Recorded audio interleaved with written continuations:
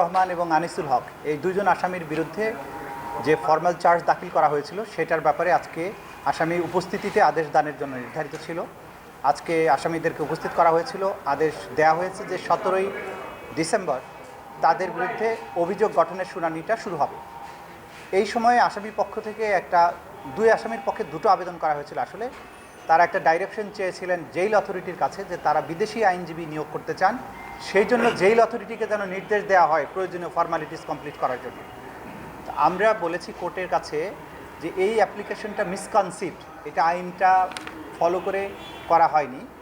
কারণ বিদেশি আইনজীবী নিয়োগ করার বিধান আমাদের ইন্টারন্যাশনাল ক্রাইমস ট্রাইব্যুনাল অ্যাক্টে রাখা হয়েছে, কিন্তু সেটা একটা শর্ত জুড়ে দেওয়া আছে।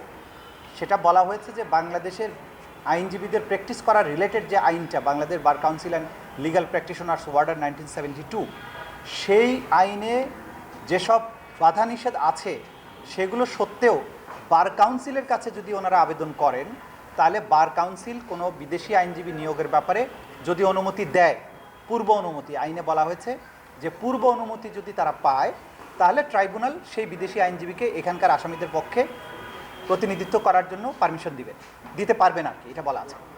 কিন্তু ওনারা করেছেন কি, ওনারা এসে কোর্টের কাছে আগে আসছেন। তা আমরা যেটা সাবমিশন রেখেছি যে আইনের যে বিধান, আইনের বিধানকে বাইরে যাওয়ার সুযোগ নেই।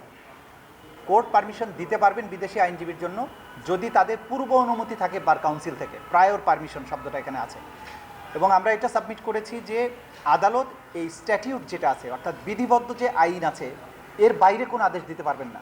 আদালত অনেক সময় ন্যায় বিচারের স্বার্থে আদেশ দিতে পারেন কখন, যেটা আইনের মধ্যে আছে অথবা আইনে সুস্পষ্ট নাই, যে কোনো দিকে যাওয়ার সুযোগ আছে, তখন কিন্তু আদালত তার স্বেচ্ছাধীন ক্ষমতা প্রয়োগ করতে পারে।